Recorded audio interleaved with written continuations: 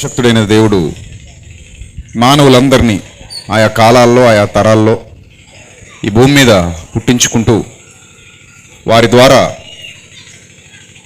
ఏ కార్యము తాను నెరవేర్చదలిచారో ఆ కార్యాన్ని జరిగిస్తూ తన నామాన్ని భూమి మీద మహిమపరుచుకుంటున్నారన్న సత్యం మనం ఎరుగనిది కాదు. దైవ కృపలో పుట్టేవారి సంఖ్య కోకొల్లలుగా ఉన్నప్పటికీ ఆయన కొరకు బ్రతికే వారి సంఖ్య మాత్రం చాలా తక్కువ అని చెప్పక తప్పదు. ప్రతిరోజు వేలాది మంది ప్రజలు పుడుతూనే ఉన్నారు. కానీ ఒక విషయం మనం చాలాసార్లు ఆలోచించాం. పుట్టిన ప్రతి బిడ్డ దేవుడు నరులను యథార్థవంతులనుగా పుట్టించెను అన్నాడు. దేవుడు పుట్టించడంలో ఏ ప్రాబ్లం లేదు, యథార్థవంతులనుగానే పుట్టిస్తున్నాడు ఆయన. యథార్థవంతులుగా పుడుతున్నటువంటి పిల్లలు కాలక్రమంలో కొందరు మంచివారుగా, కొందరు చెడ్డవారుగా, కొందరు గొప్పవారుగా, కొందరు దుర్మార్గులుగా, కొందరు భక్తులుగా, కొందరు భక్తిహీనులుగా ఇలా మారుతున్నారు అని అంటే పుట్టినప్పుడు దేవుడు యథార్థవంతులుగానే పుట్టించాడు. ప్రసంగి గ్రంథం 7వ అధ్యాయం 29వ వచనంలో మనం ఎన్నో మార్లు చదువుకున్న మాటది. దేవుడు నరులను యథార్థవంతులనుగా పుట్టించెను, కానీ వారు వివిధమైన తంత్రములు కల్పించుకొని ఉన్నారు అన్నాడు. సో ఇలా వివిధ తంత్రాలు కల్పించుకోవడం వల్ల వాళ్ళలో ఉన్నటువంటి ఆ పవిత్రత, వాళ్ళలో ఉన్నటువంటి ఆ యథార్థత, వాళ్ళలో ఉన్నటువంటి ఆ పరిశుద్ధత, నమ్మకత్వం ఇవన్నీ కోల్పోవడం, వాళ్ళు పెరిగి పెద్దవాళ్ళు అవుతూ చెడ్డకు లేదా చీకటికి ఆకర్షింపబడటం వల్ల భవిష్యత్తులో వాళ్ళు చెడ్డవాళ్ళుగా ముద్ర వేయబడి ఆ బాటను ఎంచుకోవడం, ఇదంతా కూడా ఎంపిక. మనం ఏం కావాలి అనేది మన ఎంపిక మీద ఆధారపడి ఉంటుంది. 10th క్లాస్ అయిపోయిన విద్యార్థి ఏ గ్రూప్ తీసుకోవాలో ఆ విద్యార్థి యొక్క ఎంపిక మీద ఆధారపడి ఎలా అయితే ఉంటుందో, పిల్లలు ఏ విధంగా బ్రతకాలి, ఏ రీతిలో వాళ్ళు జీవించాలి, ఏ మార్గాలలో వాళ్ళు నడవాలి, అది వాళ్ళ ఎంపిక మీద ఆధారపడి ఉంటుంది. మనం ఎంచుకున్న మార్గం గుండానే మనం నడుస్తాం. మనం ఏ మార్గాన్ని ఎంచుకుంటామో దాని మీద మన జీవితం ఆధారపడి ఉంటుంది. సో పుట్టిన ప్రతి బిడ్డ యథార్థవంతుడిగానే పుడుతున్నాడు. ఇదిగో ఇప్పుడు మొదటి పుట్టినరోజు చేసుకుంటున్నాం బాబుది. ఆ బాబు నిష్కల్మషమైన వాడు. ఆ బాబులో ఎలాంటి చెడ్డ గుణాలు ఉండవు, ఎలాంటి చెడు ఆలోచనలకు ఆ పసి హృదయంలో చోటు లేదు. ఆ పసి హృదయం నిజంగానే స్వచ్ఛమైనది, నిష్కల్మషమైనది, నిస్వార్థమైనది, యథార్థమైనది. రుజువు అది, మన కళ్ళ ముందు కనబడుతున్న రుజువు. ఆ పసి హృదయం యథార్థమైనది, పాల వంటిది, స్వచ్ఛమైనది, ఏ పాపానికి చోటు లేనిది, ఏ కల్మషానికి చోటు లేనిది. ఎందుకంటే తెల్ల కాగితంగా దేవుడు భూమి మీదకి పంపించాడు. ఇప్పటికీ ఆ బాబు తెల్ల కాగితంగానే ఉన్నాడు. ఎందుకో చెప్పనా, హృదయం అనేది ఇంకా వర్కింగ్లో పడలేదు. బాగా అర్థం చేసుకోండి. పసిబిడ్డలు హృదయం అనేది ఇంకా వాడకంలోకి రాదు.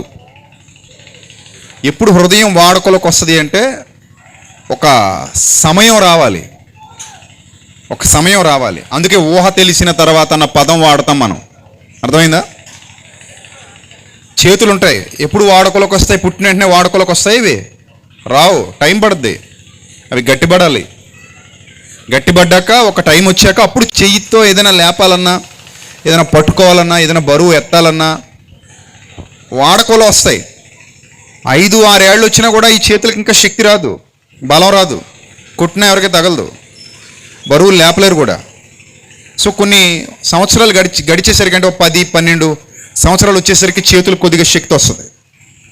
ఇంకా యుక్త వయసుకు వచ్చేసరికి చేతులు బాగా బలంగా తయారవుతాయి, వాడకానికి వచ్చేస్తాయి, వాడకలో పడిపోయినాయి చేతులు. సేమ్ కాళ్ళు కూడా అంతే.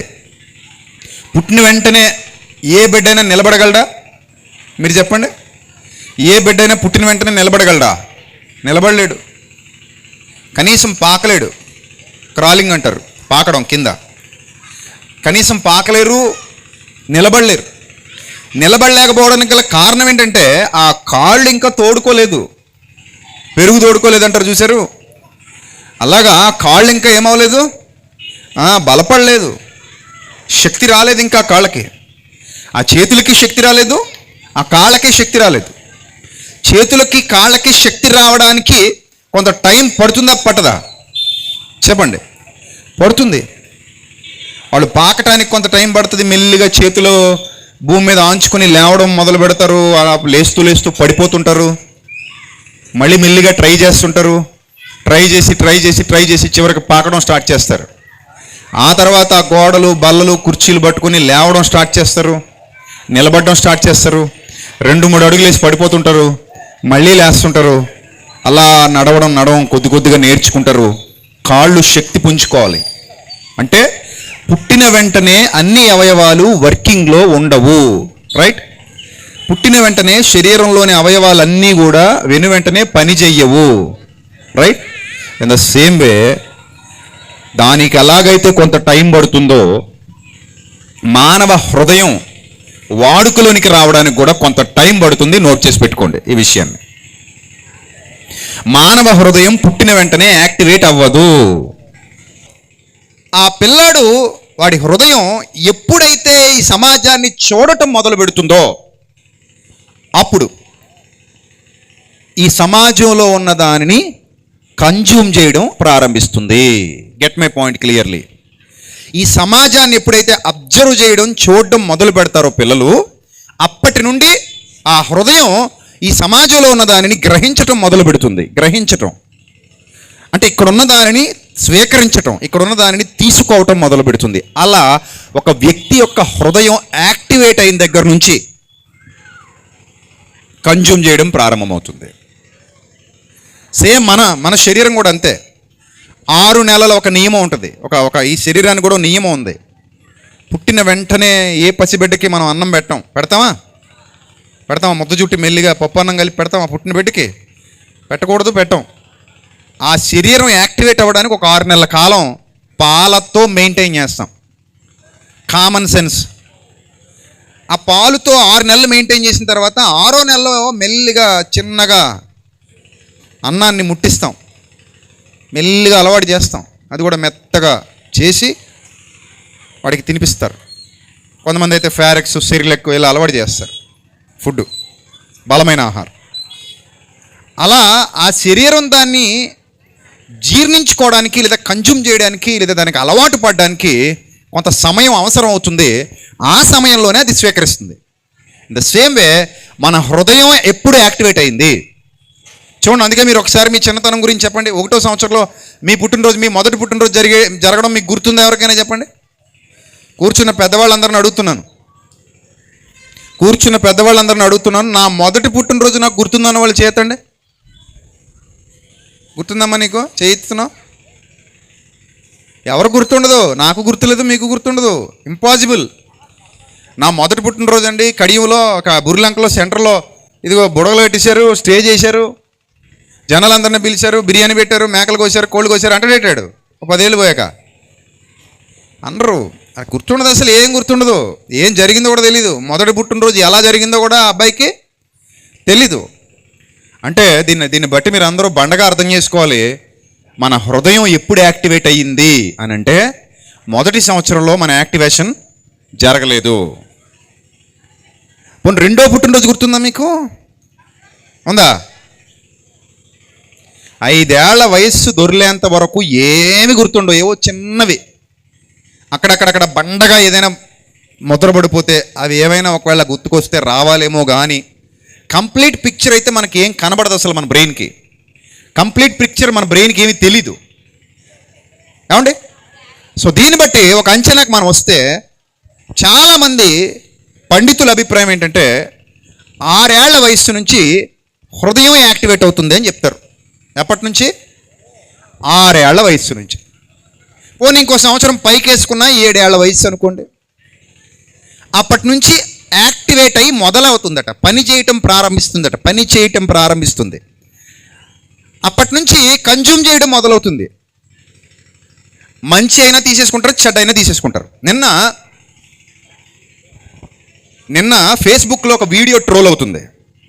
ఆ వీడియోలో ఒక తల్లి ఆ బిడ్డకు ఎవరో స్కూల్లో గట్టి కొట్టేశారు. ఆ చిన్న బాబుని కొట్టేస్తే ఆ బాబు అస్వస్థతకు లోనయ్యాడు. ఇంటికి వచ్చిన తర్వాత ఆ తల్లి కంగారు అయిపోయి బిడ్డను తీసుకుని స్కూల్కి వెళ్ళి ఆ స్కూల్లో సీసీ కెమెరాలు ఓపెన్ చేయించి ఏం జరిగిందో సీసీ కెమెరాలో చూస్తుంది. చిన్నపిల్లలు కదా, ఇంకా వాళ్ళు నర్సరీకి కూడా రాలేదు. చిన్నపిల్లలు ఎల్కేజీ యూకేజీ కూడా ఇంకా సరిగా కాదనమాట. ఏదో అలా అలవాటు చేసుకుంటారు స్కూల్ అని పంపించే పిల్లలు అనమాట. అదే ప్లే స్కూల్ లాంటిది అది. ఆ ప్లే స్కూల్లో ఒక పిల్లాడు ఈ అబ్బాయిని టీచర్ వెళ్ళిపోయిన తర్వాత చితక్కొట్టడం మొదలుపెట్టాడు. వాడు చిన్నపిల్లాడే, ఓ 3 ఏళ్ళు ఉంటాయేమో అంతే, 4 ఏళ్ళు. ఈ అబ్బాయి ఇంకా చిన్నపిల్లాడు, ఒక 3 ఏళ్ళు లోపు వయసు ఈ అబ్బాయికి ఉంటుంది, 4 ఏళ్ళు 5 ఏళ్ళు వయసు ఆ అబ్బాయికి ఉంటుంది. గట్టి కొట్టడం మొదలుపెట్టాడు, కింద పడేసి కొడుతున్నాడు, దవడ మీద కొడుతున్నాడు. ఆ తల్లి ఆ వీడియో చూసి ఏడుస్తుంది. టీచర్లు పట్టించుకోకుండా ఎక్కడికి వెళ్ళిపోయారు, డోర్ వేసేసి వెళ్ళిపోయారు. అంటే వాడు ఏదో సినిమాలో లేకపోతే సీరియల్సో ఇంట్లో ఆ ఫైటింగ్ మూవీసో ఏవో మొత్తం మీద తల్లిదండ్రులు చూశాడు. అవి చూసి సేమ్ దాన్ని అంతటినీ హృదయంలో, చిన్న హృదయం కదా, తెలియదు కదా, కన్జ్యూమ్ చేశాడు. వచ్చిదిగో ఈ పిల్లాడిని కొట్టడం మొదలుపెట్టాడు. మీ పిల్లలకి ఏం చూపిస్తారో అలా వాళ్ళు తయారవుతారు అనటానికి నిలువెత్తు నిదర్శనం ఈ ప్రత్యక్ష సాక్ష్యం. అందుకే పిల్లల విషయంలో చాలా జాగ్రత్తగా ఉండాలి. వాళ్ళు ఏది చూస్తుంది బట్టి పట్టేస్తారు, ఏది చూస్తుంది దానికి అలవాటు పడిపోతారు, ఏది చూస్తే చేసేయాలనుకుంటారు. లేకపోతే 5 ఏళ్ల పిల్లాడు 3 ఏళ్ల పిల్లాడిని గట్టి కొట్టేస్తున్నాడంటే, అసలు లేదా 4 ఏళ్ల పిల్లాడిని 5 ఏళ్ల పిల్లాడు చిత్త కొట్టేస్తున్నాడంటే ప్లే స్కూల్లో, వాడు ఎక్కడి నుంచి కన్జ్యూమ్ చేశాడు చెప్పండి? కొట్టడం అనేది ఎక్కడి నుంచి వచ్చింది అడిగి చెప్పండి. ఎక్కడి నుంచి వచ్చింది కొట్టడం అనేది? చూసిందే కదా. ఇళ్లలో తల్లిదండ్రులు టీవీ పెట్టి చూస్తారు. ఏం చూస్తాం ఈ మధ్య? బూతు సిరీసులు, బూతు సినిమాలు, బూతు పాటలు, బూతులతో కూడినటువంటి అసభ్యకరమైన పదజాలాలతో కూడినటువంటి సీరియళ్ళు, రకరకాలు. సెన్సార్ బోర్డు కూడా బుద్ధి జ్ఞానం వివేకం కోల్పోయి వదిలేస్తుంటే అవి ప్రజల్లోకి వెచ్చలవిడిగా వచ్చేస్తుంటే అవి చూస్తున్నారు ప్రజలు. వాటితో పాటు వాళ్ళ పిల్లలకు కూడా అవి చూపించేస్తున్నారు. ఇప్పుడు మీరు చూస్తున్నారంటే మీకు మంచి చెడ్డ విచక్షణ ఉంది. మీరు కొట్టేరు తొందరపడి. ఇప్పుడు నేను ఎప్పుడు ఫైటింగ్ సినిమా చూడలేదని వాళ్ళు చేతండి ఇక్కడ చిన్నప్పటి నుంచి. ఏమా ఫైటింగ్ సినిమా నేను ఎప్పుడు చూడలేదని వాళ్ళు చేస్తాను అన్నాను. ఎవరు ఉన్నారు ఇక్కడ? ఎవరు లేరు కదా. అందరూ చూశారు కదా, ఎగిరిగిరి తంటాలు, మేళమించి తన్నటాలు, కారులోంచి దూకి తన్నటాలు, కొట్టటాలు, ఇంకా కత్తులతో నరకటాలు, ఇలాంటి సినిమాలు ఎన్నో చూసేసిన సమాజం ఇది కదా. సేమ్ ఆ హీరో చేసినట్టు మీరు చేస్తారా? కొడతారా? అలా కొడతారా? మీరు అలా నరుకుతారా? ఎవరినైనా అలా తంతారా? అలా పొడుస్తారా? చేయరు. అలాగా చూశారు. చూసిన తర్వాత మీకు ఏమర్థమైందంటే ఇదంతా డ్రామా, ఇది నిజం కాదు. నిజమే అలాంటివన్నీ తొడగొడితే ట్రైన్ వెనకపోద్దా? నిజమది. అబద్ధాలు ఇవన్నీ అబద్ధాలు, ఇవి నిజాలు కాదు. ఇదంతా డ్రామా, ఇది యాక్టింగ్ ఇదని మనకు తెలుసు. మనకు తెలుసు కాబట్టి మనం ఇతరుల మీద దాన్ని ప్రయోగించు. చిన్నపిల్లలకి ఏం తెలుసు చెప్పండి, మీరు చెప్పండి. ఇప్పుడు అదే ఫైటింగ్ సినిమా చిన్నపిల్లాడు చూశాడు అనుకుందాం. ఇప్పుడు ఈ చిన్నపిల్లాడికి తెలుసా అదంతా డ్రామా, వాళ్ళు యాక్టింగ్ చేస్తున్నారు, అది నిజం రక్తం కాదు, అది కత్తి కాదు, పొడవడం కాదు, అంతా అబద్ధమే, గాల్లో తలకాయలు ఎగిరిపోతున్నాయి, ఇదంతా ఉట్టిదే. నిజంగా తలకాయ ఎగిరితే మన హీరో గారిని తీసుకెళ్ళి లోపలాడేస్తారు. ఎంతమందిని చంపకుండా పోతాడు తప్ప ఒక పోలీసు రాడు. మరి ఇదేం విచిత్రం. అలా ఉంటాయి కదా సినిమాలు. చంపుకుంటా పోతుంటాడు, కూరగాయలు కోసుకుంటా పోతుంటాడు, కానీ పోలీసులు రారు, అరెస్ట్ చేయరు, కోర్టుకు తీసుకెళ్ళరు, ఏమీ చేయరు కదా. ఇలాంటివి చూసి ఇలాగే ఉంటుందేమో జీవితం అంటే నా పిల్లాడు అనుకుంటాడేమో, అందుకే కొట్టాడు. 5 ఏళ్ల పిల్లాడు 4 ఏళ్ల పిల్లాడి మీద తన ప్రతాపం చూపించాడు ప్లే స్కూల్లో. దీన్ని బట్టి మీ అందరికీ అర్థం కావాలి, వాళ్ళ చిన్ని హృదయం ఏం చేస్తుంది? కన్జ్యూమ్ చేస్తుంది. వాళ్ళ చిన్ని హృదయం బయట ఉన్న సమాచారాన్ని హృదయం తీసుకుంటుంది. అలా తీసుకుంటూ ఎదుగుతుంది. మనం కూడా అలా ఎదిగిన వాళ్ళమే. అర్థమైందా? అందుకే నేను ఎప్పుడూ చెప్తూ ఉంటాను, పోత పోయడం అంటారు దీన్ని కూడా. ఒక రకంగా దీన్ని కూడా ఏమనాలి? పోత పోయడంతో సమానం. పోత పోయడం అంటే ఏంటి? చూడండి, మీరు ఏ గిన్నెలో తోడు పెడితే పెరుగు ఆకారంలో వస్తుంది, ఏ గిన్నెతో ఫ్రిడ్జ్లో నీళ్లు పెడితే ఐస్ ముక్క ఆ ఆకారంలో తయారవుతుంది. రైటా రాంగా కదా? గ్లాస్తో ఐస్ ముక్క పెట్టారనుకోండి, గ్లాస్ తిరగొడితే ఏ ఆకారంలో వస్తుంది? ఐస్ దిమ్మ గ్లాస్ ఆకారంలో వస్తుంది. గిన్నెతో పెట్టారనుకోండి ఐస్ వాటరు డీ ఫ్రిడ్జ్లో, తిరగొడితే ఏ ఆకారంలో వస్తుంది? గిన్నె ఆకారంలో వస్తుంది. సేమ్ మన పిల్లల హృదయాలు కూడా అలాంటివే, నో డౌట్ ఎట్ ఆల్. మన పిల్లల హృదయాలు కూడా అలాంటివే. ఇప్పుడు మీకు ఒక ఎగ్జాంపుల్ చెప్తాను. దేవుడు నరులను యథార్థవంతులనుగా పుట్టించెను, వారు వివిధమైన తంత్రములు కల్పించుకుని ఉన్నారు. ముగ్గురిని మనం చూద్దాం. నెంబర్ 1 దావీదు, నెంబర్ 2 సొలొమోను, నెంబర్ 3 రెహబాము. చెప్పండి ఎవరు? దావీదు, 2 సొలొమోను, 3 రెహబాము. ఈ ముగ్గురికి సంబంధం ఉందా లేదా? ఉందా లేదా? ఉంది. దావీదు తండ్రి, సొలొమోను కుమారుడు, రెహబాము మానవుడు. దావీదు గారి మనవడు, సొలొమోను గారి కుమారుడు. ఈ ముగ్గురు రక్త సంబంధులు. ఒకే ముద్దలో నుండి తీయబడిన సరుకు. ఒక ముక్కలో చెప్పాలంటే ఒకే ముద్దలో నుండి తీయబడిన పాత్రలు. ఒకే ముద్దలో నుండి తీయబడిన పాత్రలు.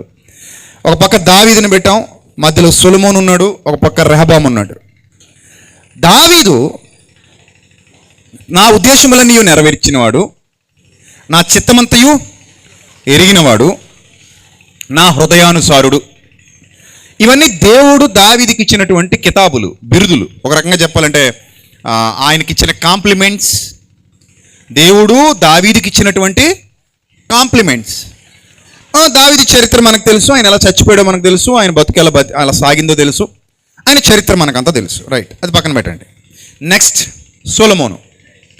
ఈ సొలొమోను గారి జీవితం కూడా చూస్తే చిన్నతనంలోనే జ్ఞానం కావాలని తండ్రిని అడిగినవాడు, దేవుడిని అడిగినవాడు. వాళ్ళ నాన్న లక్ష్యాలు ఏంటో తెలుసు, వాళ్ళ నాన్నకి దేవుడు చేసిన వాగ్దానాలు ఏంటో తెలుసు, వాళ్ళ నాన్న ఏం చెయ్యమని చెప్పాడో తెలుసు, అది ఎలా చెయ్యాలో తెలుసు, ఏ విధంగా పరిపాలించాలో తెలుసు. చాలా వండర్ఫుల్ క్యారెక్టర్. సామెతలు అనే అత్యద్భుతమైన పుస్తకాన్ని పరిశుద్ధాత్మ ప్రేరణతో రచించి సర్వమానవాళికి అందించాడు. దానికంటే గొప్పదైన ప్రసంగి అనేటువంటి ఒక అత్యద్భుతమైన గ్రంథ రాజాన్ని ఆనాటి ప్రజలకు, తర్వాత ఇప్పుడున్న సమాజానికి ఉపయోగపడేలా అందించాడు. అంత మాత్రమే కాకుండా 1005 కీర్తనలు రచించాడు. ప్రతి మొక్కను వదలకుండా ఆయుర్వేద జీవన విజ్ఞాన శాస్త్రాన్ని రచించాడు. ఎన్నో శాస్త్రాలు రాశాడు, ఎంతో జ్ఞానం ఇచ్చాడు, ఎన్నో సామెతలు చెప్పాడు, ఎన్నో పుస్తకాలు ఆయన కలం నుండి జాలువారాయి. గొప్ప వ్యక్తిగా మనకు కనబడతాడు. ఆ తర్వాత దారి తప్పడం మనకు తెలుసు, సెట్ అవ్వడం మనకు తెలుసు. ఇది టూకీగా సొలొమోను జీవితం. ఇప్పుడు మీ అందరికి ఒక ప్రశ్న. దావీదు జీవితం, సొలొమోను జీవితం ఎవరిది ఎక్కువ క్వాలిటీగా ఉంది చెప్పండి. మిమ్మల్ని అడుగుతున్నాను నేను. దావీదు జీవితం, సొలొమోను జీవితం. పాపం అంటారా? కామన్, అందరి జీవితాల్లో ఉంది అది. నీతిమంతులు లేడు, ఒక్కడూ లేడు కాబట్టి దాన్ని పక్కన పెట్టేయండి. కానీ క్వాలిటీ ఆఫ్ లైఫ్ గురించి మాట్లాడుకుంటే దావీదు జీవితం, సొలొమోను జీవితంలో ఎవరి జీవితంలో ఎక్కువ క్వాలిటీ ఉంది? చెట్టు చివరికి వెళ్ళిపోయేసరికి వచ్చేసరికి క్వాలిటీ ఆఫ్ లైఫ్ ఎవరిది ఎక్కువ ఉంది? వాళ్ళిద్దరిని కంపేర్ చేసుకుంటే ఎవరిది ఎక్కువ ఉంది? దావీదు ఎక్కువ ఉంది. రైట్, దావీదు ఎక్కువ ఉంది. ఈ సొలొమోను గారి జీవితంలో క్వాలిటీ ఆఫ్ లైఫ్ కొంచెం మసకబారింది, చాలా మసకబారింది. ఐగుప్తు కుమార్తెల్ని వివాహం చేసుకున్న తర్వాత ఆయన జీవితంలో చాలా వింతైన మార్పులు సంభవించటం, కొన్ని తప్పు నిర్ణయాలు తీసుకోవటం, తన జీవితాన్ని చేజేతులారా ఆయన కొంచెం పాడు చేసుకోవటం, ఇవన్నీ కూడా మనం సొలొమోను జీవితంలో చూస్తున్నాం. సరే, లాస్ట్లో సెట్ అయ్యాడు. వృద్ధాప్యానికి వచ్చేసరికి మళ్ళీ ప్రసంగిగా, మంచి ప్రసంగికుడిగా అవతరించి చక్కటి ప్రసంగాలు చేశాడు. తన పితరుల యొద్దకు చేర్చబడ్డాడు. సొలొమోను జీవితం కూడా ముగిసిపోయింది. సరే, క్వాలిటీ చూస్తే మనం ఎక్కువ మార్కులు ఎవరికి వేసాం? ఇద్దరిలో దావీదుకి వేసాం. ఇప్పుడు రెహబాము, దావీదు క్వాలిటీ చూద్దాం. రెహబాము, దావీదు. ఆబ్వియస్లీ సొలొమోను కంటే కూడా దావీదుకి ఎక్కువ మార్కులు వేసాం కాబట్టి ఇప్పుడు రెహబాము కంటే కూడా ఎక్కువ మార్కులు ఎవరికి వేయాలి? దావీదుకి వేయాలి. సో అక్కడ దావీదే పాస్ అయినట్టు. ఇప్పుడు సొలొమోను, రెహబాము ఎవరికి ఎక్కువ వేస్తాం మార్కులు? చెప్పండి, మీరే చెప్పాలి. క్వాలిటీ ఆఫ్ లైఫ్లో సొలొమోను, రెహబాము ఇద్దరిలో క్వాలిటీ ఆఫ్ లైఫ్ ఎవరికి ఉంది? సొలొమోనుకు ఉంది, రెహబాముకి లేదు. అంటే 2 తరాలు గడిచేసరికి 3వ తరం వచ్చేసరికి ఈ 3వ తరం ఎందుకంత భ్రష్టు పట్టింది? జాగ్రత్తగా అర్థం చేసుకోవాలి రాత్రి మీరు. మొదటి తరం దావీదు చాలా బాగుంది, ఏవో చిన్న చిన్న ఉన్నాయి, సెట్ అయిపోయాయి, బాగున్నాయి, చివరికి వచ్చేసరికి మంచి ముగింపు. 2వ తరం సొలొమోను కొంచెం తడబడ్డాడు, అయినా పర్లేదు, నిలబడ్డాడు, ముగింపు బాగానే ఉంది, పర్లేదు. 3వ తరం రెహబాముకు వచ్చేసరికి తడబాట్లే తప్ప నిలబడ్డాలేం మనకేం కనబడట్లేదు.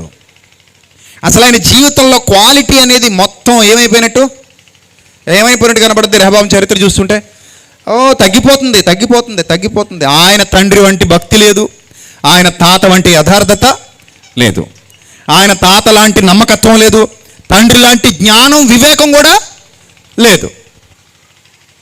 అని దీనికి కారణం ఏంటి? అందుకే నేను ఎప్పుడు చెప్తుంటాను, పరిశోధన దృక్పథంతో బైబిల్ చదవాలి. దీనికి కారణం ఏంటి అనేది మనం పరిశోధన చేస్తే, దావీదు దేవుని యందు భయభక్తులు గల వాతావరణాన్ని సృష్టించుకున్నాడు. అర్థమైందా? మన వాతావరణం మనమే సృష్టించుకోవాలి. ఏ వాతావరణం? తేమ ఎంత ఉంది, ఎండ ఎక్కువ ఉందా, వాన వస్తుందా, అది కాదు. జీవన వాతావరణం అని ఒకటి ఉంటుంది. నేను మాట్లాడుతున్నది బయట వాతావరణం కాదు, చల్లగా ఉంది, వెచ్చగా ఉంది, అది కాదు. నువ్వు జీవించే నీ life situations, quality of your life, నీ జీవన వాతావరణాన్ని నువ్వు సృష్టించుకోవాలి. నువ్వు సృష్టించుకున్న దాని మీదే నీ జీవితం ఆధారపడి ఉంటుంది. గుర్తుపెట్టుకో బాగా. అంటే ఇది కొత్త పాయింట్. ఇది మన జీవన వాతావరణం మనం సృష్టించుకోవడం ఏంటని అని అడుగుతారేమో మీరు. అందుకే బైబిల్ గ్రంథం చాలా స్పష్టంగా చెప్పింది, దుష్టుల ఆలోచన చొప్పున నడవద్దు, పాపుల మార్గమున నిలవద్దు, అపహాసకులు కూర్చుండే చోట నువ్వు కూర్చోవద్దు. అంటే ఎందుకు ఈ ప్రికాషన్స్ అన్ని తీసుకోవాలి? ఎందుకు ఈ రిస్ట్రిక్షన్స్ అని చెప్తున్నాడు? ఎందుకు ఈ విషయాల్లో అవగాహన కల్పిస్తున్నాడు అంటే, నీ క్వాలిటీ ఆఫ్ లైఫ్ దెబ్బతినిపోద్ది ఆ వాతావరణంలోకి అడుగు పెడితే. అర్థమైందా? ఆ వాతావరణంలోకి అడుగు పెడితే నీ లైఫ్ ఏమైపోద్ది? నీ క్వాలిటీ ఆఫ్ లైఫ్ దెబ్బతినిపోద్ది, నో డౌట్. అందుకే చూడండి, మన పెద్దలు కూడా చెప్తారు, జోగి జోగి రాసుకుంటే బూడిద రాలిందట. దుష్ట సాంగత్యము మంచి నడవడిని చెరుపును. ఉందా లేదా? ఉందా లేదా? మీ బైబిల్లో ఉందా? దుష్ట సాంగత్యము మంచి నడవడిని చెరుపును. పల్లెటూరులో బాగానే ఉంటారు, పట్టణాలకు వెళ్తారు చదువుకోవడానికి. అక్కడికి వెళ్ళిన తర్వాత పనికిమాలిన సహవాసాలు, పనికిమాలిన స్నేహాలు తగులుతాయి. ఇక్కడ ఉండగా బుద్ధిగొన్నోడు అక్కడికి వెళ్ళి గంజాయి కాలుస్తుంటాడు. ఇక్కడ ఉండగా బుద్ధిగొన్నోడు అక్కడికి వెళ్ళి మందుకు అలవాటు పడతాడు, వ్యభిచారానికి, జారత్వానికి అలవాటు పడతాడు. ఇక్కడ మామూలుగా పద్ధతిగా ఉన్న అమ్మాయి అక్కడికి వెళ్ళిన తర్వాత చెడిపోయి తప్పుడు సహవాసాలకి, తప్పుడు మార్గాలకి వెళ్తుంది. మన ఒక అమ్మాయి 7వ నెలలో అబార్షన్కి ట్రై చేసిందట. చూడండి, ప్రాణాల మీదకి వచ్చేస్తుంది, పెళ్లి కాల. అంటే ఇక్కడ ఉన్న ఆ యథార్థత అక్కడికి వెళ్ళాక ఎందుకు చచ్చిపోయింది? ఇక్కడ ఉన్న యథార్థత అక్కడికి వెళ్ళాక ఎందుకు పాడైపోయింది? దట్ మీన్స్ దుష్ట సాంగత్యము మంచి నడవడిని చేరిపేసింది. రెహబాం ఎందుకు అలా అయిపోయాడంటే, తన లైఫ్ చుట్టూ ఏదైతే వాతావరణాన్ని సృష్టించుకున్నాడో ఆ వాతావరణం అతన్ని పాడు చేసింది. నేను మీకు కూడా చెప్తున్నా, 1 సంవత్సరం ఈ సత్యాన్ని, వాక్యాన్ని, జ్ఞానాన్ని అన్నీ వదిలేసి లోకంలో ఎవరైతే చెడిపోయి బ్రతుకుతున్నారో వాళ్ళతో మీరు కలిసి 1 సంవత్సరం ట్రావెల్ చేయండి. ఆ తర్వాత మీ క్వాలిటీ చెక్ చేసుకోండి, మీ లైఫ్ క్వాలిటీ చెక్ చేసుకోండి. మీటర్లో అదో మీటర్ ఉంటుంది, ఏ మీటరు? వాక్యం అనే మీటర్ దగ్గర చెక్ చేసుకోండి. ఆటోమేటిక్గా ఏమైపోద్ది? క్వాలిటీ ఏమైపోద్ది?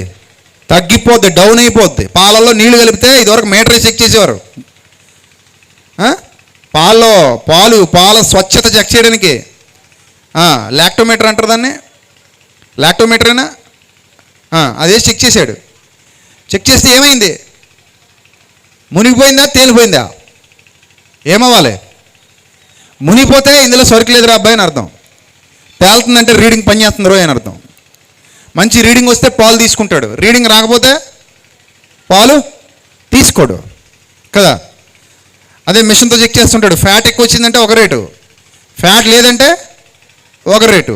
క్వాలిటీ ఉంటే డబ్బులు ఎక్కువ వస్తాయి, క్వాలిటీ తగ్గిపోతే నీళ్ళు కలిపే కొలది క్వాలిటీ ఏమైపోద్ది? తగ్గిపోద్ది. తగ్గిపోతే డబ్బులు ఇవ్వడు కేంద్రం దగ్గర. ఇన్ ద సేమ్ వే నీ జీవితానికి క్వాలిటీ పెరగాలంటే నువ్వు తీసుకునేది మంచిది అవ్వాలి. నీ జీవితానికి క్వాలిటీ తగ్గిపోవాలంటే నువ్వు తీసుకునేది చెడ్డదవ్వాలి. నీ సహవాసం మంచిదైతే క్వాలిటీగా ఉంటుంది జీవితం. నీ సహవాసం చెడ్డదైతే నీ జీవితం క్వాలిటీ తగ్గిపోతే. రెహబాము విషయంలో అదే జరిగింది. ఒక మంచి నిర్ణయం తీసుకోవాల్సి వచ్చినప్పుడు వాళ్ళ నాన్నగారితో పాటు ఉన్న పెద్దలను అడిగితే వాళ్ళు మంచి నిర్ణయం చెప్తే ఆ నిర్ణయాన్ని గాలి కొదిలేసి తనతో పాటు పెరిగిన యవనస్తుల్ని అడిగాడట, ఏం చేయమంటారా అని. వాళ్ళు దిక్కుమాలిన సలహా ఇచ్చారు. ఎందుకంటే వాళ్ళు స్వీకరించింది అలాగుంది. వాళ్ళు తిన్న తిండి అలాంటిది, వాళ్ళు తిన్న తిండి అలాంటిది. ఆ తిండిని బట్టే మన శరీరం, ఈ రోజు తిన్న భోజనం రేపటికి మనకు ప్రభావం చూపిస్తుంది. నిజమది. హృదయానికి తినేది ఏదైతే ఉందో దాని మీద నీ జీవితం ఆధారపడి ఉంటుంది. అందుకే ఎక్కువ చెడ్డ చూసావా నువ్వు చెడ్డోడే అవుతావు. నిజం. అప్పుడప్పుడు చూడండి, కొంతమంది పసిపిల్లల మీద అత్యాచారాలు చేశారని, లేకపోతే జంతువుల మీద అత్యాచారాలు చేశారని, వాళ్ళ మీద పడ్డారని, వీళ్ళ మీద పడ్డారని, వాళ్ళు ఏదో చూస్తున్నారు. వాళ్ళు మీకు ఎక్కువ ఈ బూత్ సినిమాలు చూసే దౌర్భాగ్యులు ఉంటారు. ఆ సెల్ ఫోన్లో పెట్టుకు అదే పని, ఇంకా వేరే ఏ పని ఉండదు వాళ్ళకి. ఆ బూత్ సినిమాలు చూస్తా బతుకుతుంటారు వాళ్ళు. వాళ్ళ జీవితం చూడండి, అసలు క్వాలిటీ ఉండదు. ఎవరిని చూసినా చెడ్డ కళ్ళతోనే చూస్తారు. ఎక్కడికి వెళ్ళినా వాళ్ళకి ఆ చెడ్డ ఆలోచనలు వస్తూనే ఉంటాయి. ఎక్కడ తిరిగినా దౌర్భాగ్య బుద్ధితోనే తిరుగుతూ. కుక్క బుద్ధి ఇంకా అది. కుక్క అయినా ఇంకో పద్ధతిగా ఏడుస్తుంది, కానీ వీళ్ళకి అది కూడా ఉండదు. కుక్క కంటే హీనంగా బతుకుతుంటారు. కారణం ఏంటంటే లోపలికి వేసేది మంచిదేస్తున్నారా చెడ్డదేస్తున్నారా? చెడ్డదేస్తున్నారు. చెడ్డదేస్తుంటే చెడ్డ ఆలోచనలు వస్తాయి, మంచి ఎందుకు వస్తాయి? అలాగే సహవాసం 4 రోజులు తిరిగితే వాడు వీడవుతాడంటారు కదా. 4 రోజులు తిరిగితే వాడు ఏమవుతాడట? వీడవుతాడట. ఆ తిరగడం వల్ల పనికిమాలిన సహవాసాలు అలవాటు అవుతాయి. వాళ్ళతో తిరుగుతారు. వాళ్ళు చేసే పనికిమాలిన పనులన్నీ వీళ్ళు చేస్తుంటారు. మన పిల్లల్లో యవన దశలోకి వచ్చే కొన్ని మార్పులు కనబడుతుంటాయి. కొత్తగా ఈ మార్పులు ఎలాగొచ్చాయి వీళ్ళు అనుకుంటాం. మన పిల్లాడే కదా, మన బుజ్జిగాడే కదా అనుకుంటాం. మీ బుజ్జిగాడే బయటికి వెళ్ళి గజ్జిగాడయ్యాడు. ఇంట్లో బుజ్జిగాడే, బయట గజ్జిగాడు. ఈ గజ్జి ఇంట్లోది కాదు, బయట అంటించుకుని వచ్చాడు. అందుకే అక్కడ గజ్జిగాడు, ఇంట్లో బుజ్జిగాడు. అర్థమైందా? ఆడు తర్వాత మీకు అర్థమవుతుంది, ఓహో ఇది బయట చాలా గజ్జి అంటించుకున్నాడు రా బాబు, బయట చాలా చెడిపోయాడు, నా కొడుకు అనుకుంటున్నాను నేను, నా ఇంట్లో కుర్రాడు అనుకుంటున్నాను నేను, నా ఇంట్లో కుర్రాళ్ళ లేడు ఇప్పుడు. ఎందుకంటే ఇటు బయటికి వెళ్తున్నాడు కాబట్టి బయట సర్వదరిద్రాలు ఉంటే ఆ దరిద్రాలన్నీ హృదయంలోకి ఎక్కించుకున్నాడు, ఇలా చెడిపోయాడు అని తర్వాత తెలుసుకుంటారు తల్లిదండ్రులు. అందుకే బైబిల్ చెప్పింది, బాలుడు నడవవలసిన త్రోవను వానికి నేర్పుము. వాడు చిన్నప్పటి నుంచే ఇంజెక్ట్ చేయడం మొదలు పెట్టండి రా నాయన. మంచిని ఇంజెక్ట్ చేయండి, మంచిని ఇంజెక్ట్ చేయండి. చెడు అసలు ఇంజెక్ట్ చేయక్కర్లే, ఉత్తిని వచ్చేది అది. ఫ్రీ ఎక్కడికక్కడ ఫ్రీ. అది ఇంజెక్ట్ చేయాలా మనం? చెడేవి ఇంజెక్ట్ చేయాల్సిన పని లేదు, ఎక్కడ పెడితే అక్కడే ఉంది అది. సమాజంలో చాలా చోట్ల మనకు దొరుకుతుంది అది ఉచితంగా, కానీ మంచి దొరకదు. పని కట్టుకుని మంచి మన పిల్లలకు మనం ఏం చేయాలి? నేర్పించాలి. కాబట్టి మనం ఏదైతే కన్జ్యూమ్ చేస్తున్నామో దాని మీద బేస్ అయ్యి మన జీవితం ఉంటుంది. మన పిల్లలకి మనం నేర్పించే దాని మీద బేస్ అయ్యి వాళ్ళ జీవితం ఉంటుంది. అందుకే చుట్టూ మంచి వాతావరణం ఉండేలా చూసుకోవాలి ఎప్పుడు కూడా. చుట్టూ ఎలాంటి వాతావరణం ఉండాలి? మంచి వాతావరణం ఉంటే మనం కూడా ఎలా పెరుగుతాం? మంచిగా పెరుగుతాం. మీకు మన చుట్టూ ఉన్న మనుష్యులు పొల్యూట్ అయిపోతే మనం కూడా ఏమైపోతాం? పొల్యూట్ అయిపోతాం. అందుకే మంచి వాతావరణాన్ని సృష్టించుకోండి. పనికిమాలినోళ్ళతో సాంగత్యం చేయకండి. వాళ్ళ క్యారెక్టర్ బ్యాడ్ అన్నప్పుడు దూరంగా జరగండి. అంతే. సెలెక్ట్ చేసుకోండి, స్నేహితుల్ని సెలెక్ట్ చేసుకోండి. ఎవడు పడితే వాడు స్నేహితుడు కాదు. దారిని పోయి ప్రతోడు నా స్నేహితుడే, దారిని పోయి ప్రతి ఆమె నా స్నేహితురాలే అనకండి, కరెక్ట్ కాదు. క్వాలిటీ ఆఫ్ లైఫ్ ఉంటే స్నేహాన్ని ఎంచుకోండి. క్వాలిటీ లేకపోతే ఆ స్నేహాలకు దూరంగా జరగండి, వద్దు మనకి. అది కరెక్ట్ కూడా కాదు. ఎక్కడైనా సరే, ఇంటి పక్కనైనా సరే, మీ ఇంటి పక్కన ఉన్న ఆమె ఎక్కువ బూతులు మాట్లాడుతుంది అనుకో, పిల్లల్ని తీసుకెళ్ళి ఒళ్ళు కూర్చోబెట్టి, చూసుకో అక్క అని అప్పగిస్తావా? ఎందుకు అప్పగించావు? ఆ బూతులు ఈడ నేర్చుకుంటాడు. కొత్తగా వచ్చేది ఏముంటుంది? బుర్రలోకి ఎక్కించద్దు శుభ్రంగా. ఆ బూతు ఈ బూతు అని బూతులు కలిపి ఎక్కించద్ది. భయంకరమైన బూతులు ఆడుతుంటారు కొంతమంది ఉంటారు. వాళ్ళు నోరు తెరిస్తే బూతు, నోరు తెరిస్తే బూతు, నోరు తెరిస్తే బూతు. చాలా చికాగ్గా ఉంటుంది. అలాంటి వాళ్ళతో మాట్లాడడానికి కూడా చికాగ్గా ఉంటుంది. ఎందుకంటే వాళ్ళ హృదయం నిండా బూతు మాటలే ఉన్నాయి, ఇంకేం వస్తాయి? మంచి మాటలు ఎలా వస్తాయి? అందుకే ప్రభు అంటారు, చెడ్డదైన హృదయం కలిగిన మీరు మంచి మాటలు ఎలాగో పలకగలరు అంటారు. అన్నారు లేదా? చెడిపోయిన హృదయం కలిగిన మీరు మీ నోటితో మంచి మాటలు ఎలా పలకగలరు మీరు అంటారు ఆయన. అంటే హృదయం మొత్తం చెడిపోయింది, చండాలం అయిపోయింది. సరే, ఇంత దరిద్రాలు ఉన్నాయన్నమాట సమాజంలో, ఇంత నీచమైన స్వభావాలు కలిగిన వాళ్ళు ఉన్నారు సమాజంలో. ఏంటంటే వాళ్ళు కన్జ్యూమ్ చేసేది అలా ఉంది. వాళ్ళ చుట్టూ ఉన్న వాతావరణం చెడిపోయిన వాతావరణం. ఆ చెడిపోయిన వాతావరణంలో మనం ఉంటే మన వాళ్ళకి అయిపోతాం. అలాగే మీరు ఎంచుకునే ఫ్రెండ్స్, ఎవడు పడితే వాడు ఫ్రెండ్ అని చెప్పి ఎవరితో పడితే వాడితో తిరగకూడదు. పిల్లల్ని కూడా వాళ్ళతో తిప్పకూడదు. కల్తీ సరుకే, మంచి సరుకు మంచి సరికే. పులిసిన పిండి ముద్దంతటిని ఏం చేస్తుందట? పులియ చేయను. కొంచెం పులిసిన పిండి మొత్తం ముద్దంతటిని ఏం చేస్తుంది? పులి చేసేస్తుంది. కాబట్టి ఆ పులిసిన పిండిని మంచి ముద్దలో కలపడానికి వీలు లేదు. కలపకూడదు, అసలు కలపకూడదు. ఇప్పుడు చెప్పండి, పిల్లల్ని జాగ్రత్తగా చూడాలా, ఎలా పడితే అలా వదిలేలా? రెహబాం అందుకే చెడిపోయాడు. సరైన నిర్దేశకుడు లేడు రెహబాంకి. సరైన క్వాలిటీ ఆఫ్ లైఫ్ లేదు రెహబాం చుట్టూ. మంచి వాతావరణం క్రియేట్ చేసుకోలేకపోయాడు. అందుకే మంచి వాతావరణం ఎప్పటికప్పుడు క్రియేట్ చేసుకోండి. నేను నేర్చుకున్న అనుభవ పాఠం ఇది. నాకు ఇంతమంది స్నేహితులు ఉన్నారు, ఇంతమంది. అందులో మంచోళ్ళు ఉన్నారు, చెడ్డోళ్ళు ఉన్నారు. ఎవరైతే చెడ్డ అని నాకు అనిపించిందో ఎప్పటికీ నేను వాళ్ళు ఎదురుపడిన ఆగను, కలవను. జస్ట్ అలా చిరునవ్వు నవ్వి నా దారిలో నేను పోతాను. వాళ్ళు ఉన్న చోట కూర్చోవడానికి కూడా ఇష్టపడను. అయిపోయింది ఇంకెందుకంటే క్వాలిటీ లేని చోట నేను కూర్చుంటే నా క్వాలిటీ కూడా ఏమైపోద్ది? తగ్గిపోద్ది.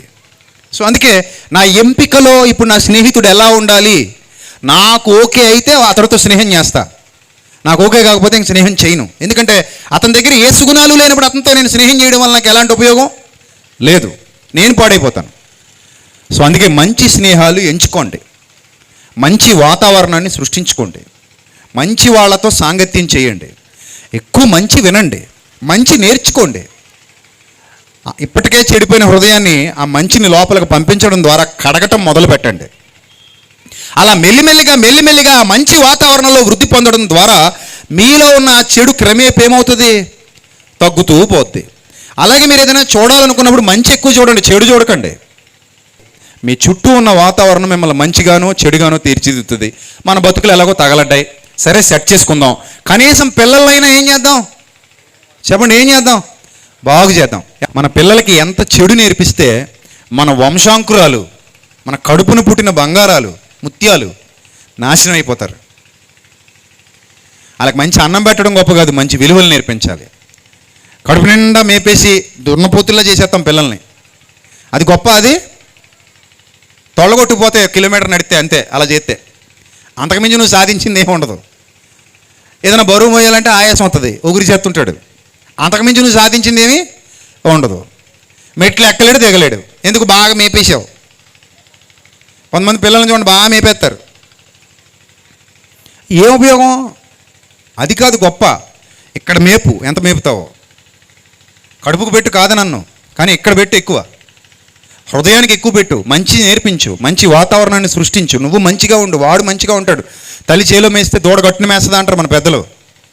సో నువ్వు నీ చుట్టూ ఉన్న వాతావరణాన్ని సరి చేసుకుంటే ఆటోమేటిక్గా పిల్లలు కూడా ఆ వాతావరణంలో ఏమవుతారు? వృద్ధి పొందుతారు. అందుకే బాలుడు నడవవలసిన త్రోవను వానికి నేర్పు, వాడు పెద్దవాడైనప్పుడు దాని తొలగిపోవడం సత్యం చెప్పాడు. ఇందులో అంత సత్యం చెప్పాడు, కానీ పాపం మరి అవకాశం లేకో ఆ టైంలో ఫేడ్ అవుట్ అయిపోవడం వల్ల, లేకపోతే అన్ని ఇళ్ళ మీద ఈ కొడుకుని ఎక్కడ పెట్టి పెంచాలో నాకు తెలిసి 1000 మంది ఉంటే 1000 మందికి 2,000 మంది పిల్లలు పుట్టేసినా ఆశ్చర్యపోక్కర్లేదు. ఎందుకంటే ఇన్ఫర్మేషన్ మొత్తం బైబిల్లో లేదు పిల్లలు ఎంతమంది అన్నది. సొలొమోన్ గారికి నాకు తెలిసి ఆ రెహబాం అనేవాడు పెద్దోడై ఉంటాడు, అందుకని పట్టం కట్టేసి ఉంటారు తప్ప ఇంకా ఆ ఒక్కటే నేటి సంతానం ఇంకా చాలామంది ఉండే ఉంటారు పాము పిల్లల్లాగా. వాళ్ళందరూ ఏమైపోయారో తెలీదు, వాళ్ళందరూ ఎటుపోయారో తెలీదు. సో ఇంతమంది మీద ఆయన గుర్తే ఉండకపోవచ్చు. రాజు ఒకటి మళ్ళీ 1,00,000 తలపోట్లు. ఆ కారణం చేత ఆ కొడుకుని సరిగా పెంచలేకపోయి ఉండొచ్చు, తద్వారా ఆ బిడ్డ చెడిపోవచ్చు. కాబట్టి మంచి వాతావరణం మన వంతు మనం సృష్టిస్తే ఆ తర్వాత ఇంకా దైవాధీనం. పూర్తిగా 100కు 100% పిల్లల తలరాతలు మనం రాయగలమని నేను చెప్పట్లా, మీరు అనేది కరెక్టే. అయితే కనగలం, కానీ వాళ్ళ రాతలు మనం రాయగలమా అని ఒక సామెత చెప్తారు కదా, అది కరెక్టే. కానీ మ్యాక్సిమం గుడ్డి కంటే మెల్లనయం అన్నట్టు మనం చేయాల్సినంత మనం చేస్తే తర్వాత దైవాధీనం. మనం చేయగలిగింది మనం చేయాలి. మనం ఎంత ఎఫర్ట్స్ పెట్టగలమో అంత పెట్టాలి. మనం ఎంతవరకు వాళ్ళని చక్కబెట్టగలమో అంతవరకు చక్కబెట్టాలి. తర్వాత ఇంకా దైవాధీనం.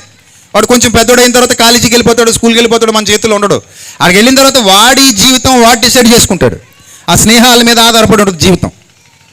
కానీ చిన్నప్పటి నుంచి మంచి స్నేహానికి చెడ్డ స్నేహానికి ఉన్న వ్యత్యాసాన్ని నువ్వు చెప్పి పెంచగలిగితే వాడు పెరిగి పెద్ద అయిన తర్వాత ఆ స్నేహాల్ని ఎంచుకునేటప్పుడు ఆ ఎంపికలో కొంచెం జాగ్రత్త పడితే వాడి జీవితం బాగుంటుంది.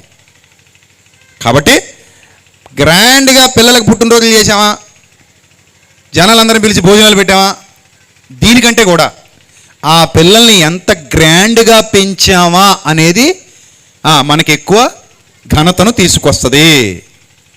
ఇది పచ్చి నిజం. ఎందుకంటే ఈరోజు మనం ఎంత అడావిడి చేసినా రేపటికి అందరూ మర్చిపోతారు. ఎందుకంటే మనకన్నా కొత్త, ఈరోజు ఈ పార్టీకి వెళ్తాం, రేపు ఇంకో పార్టీకి వెళ్తాం. ఈరోజు ఇక్కడ తింటాం, రేపు ఇంకో చోట తింటాం. ఈరోజు ఇక్కడ మార్కులు వేస్తాం, రేపు ఎల్లుండి ఇంకో దిక్కున మార్కులు వేస్తాం. మనకేమైనా అలవాటు లేదా? ఇది మనకేమైనా కొత్త చెప్పండి? కాదు కదా.